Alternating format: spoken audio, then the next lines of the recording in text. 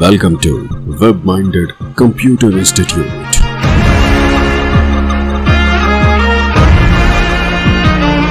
Then like, subscribe and share.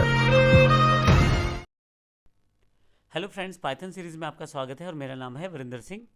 इस session में हम बात करने वाले हैं बिटवाइज ऑपरेटर्स की। बाइनरी डिजिट्स को अगर आप कंपेयर करना चाहते हैं तो उसके लिए आप बिटवाइज ऑपरेटर्स का प्रयोग करते हैं। आइए देख लेते हैं बिटवाइज ऑपरेटर्स में और क्या क्या है। बिटवाइज ऑपरेटर में सबसे पहले हमारे पास मैं एग्जाम्पल मैंने क्रिएट किया है, इसको समझ लेते हैं।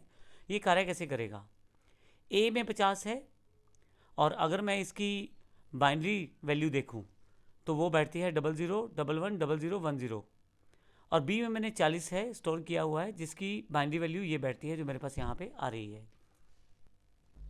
यहाँ पे इन बाइनरी डिजिट्स पे काम होने वाला है।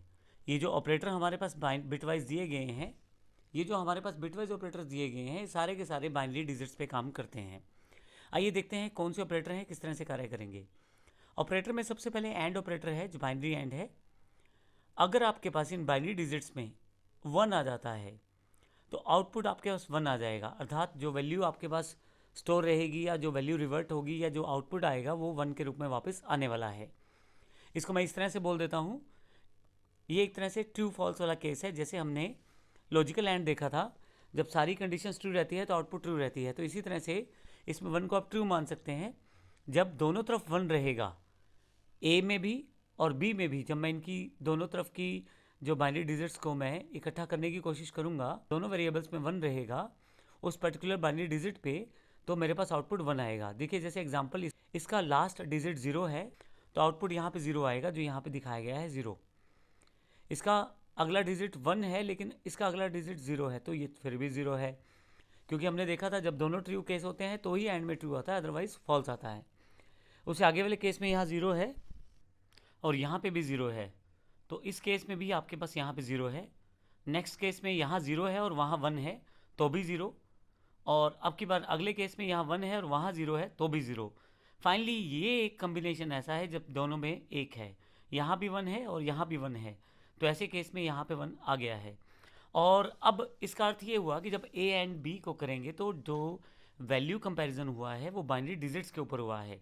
आप ध्यान रखिएगा, 50 और 40 जो हैं ये डेसिमल वैल्यूज़ हैं, लेकिन जो यहाँ पे ए की बाइनरी वैल्यूज़ दी गई है इसको कंपेयर किया गया है बी की बाइनरी वैल्यू से, और उसके पश्चात जो रिजल्ट आया है वो एक्चुअल में तो आपके पास यहाँ बाइनरी डिजिट्स में आया है, जो कि आपके पास ये वैल्यू बैठती है 100000, लेकिन अगर आप इसको डेसिमल में कन्वर्ट करें तो 32 बैठता है। तो इस तरह से ए और बी को अगर एंड कर दिया जाए, यानी कि एंड ऑपरेटर से कंपेयर किया जाए, तो जब दोनों तरफ 1 रहेगा तो आउटपुट 1 आएगा, अन्यथा आपके पास आउटपुट 0 आएगा। और फिर से अगर आप देखें तो इसे जो आउटपुट आया है ए एंड बी की बिट्स को मैच करके उसे फिर से डेसिमल में कन्वर्ट कर दिया गया है।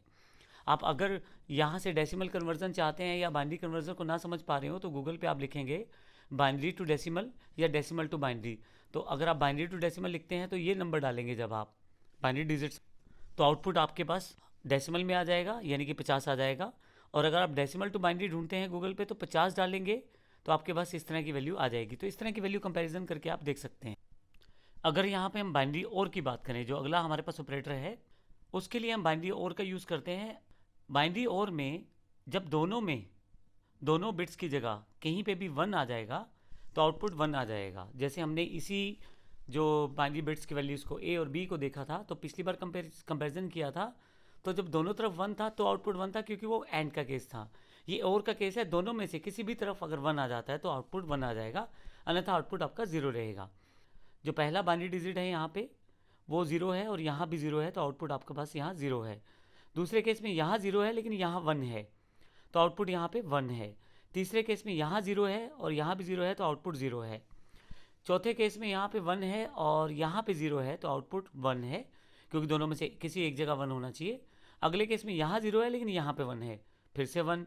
और तीसरे लास्ट केस में दोनों तरफ 1 है, तो आउटपुट यहाँ पे 1 है।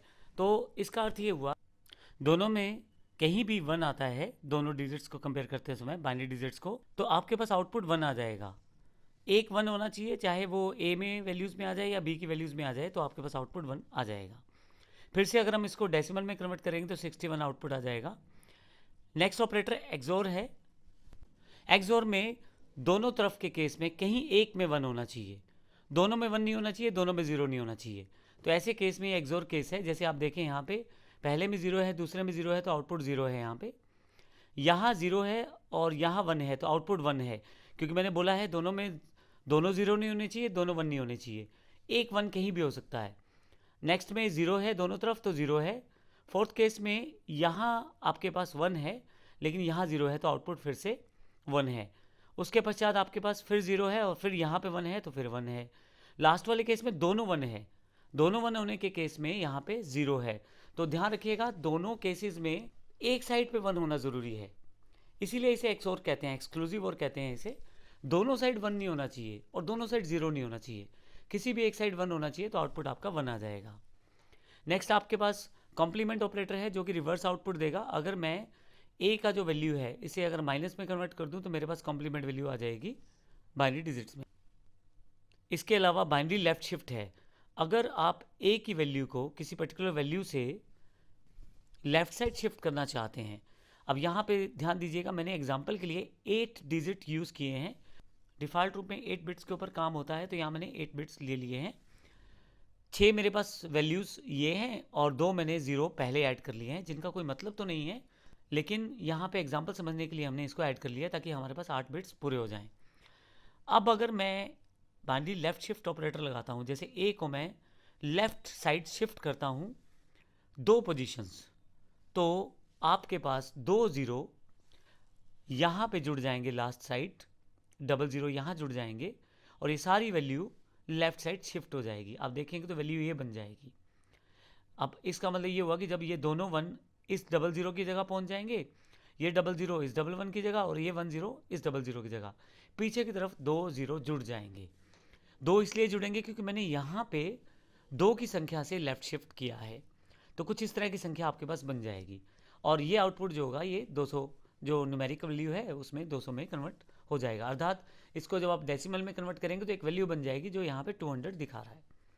आप बाइनरी राइट शिफ्ट भी कर सकते हैं।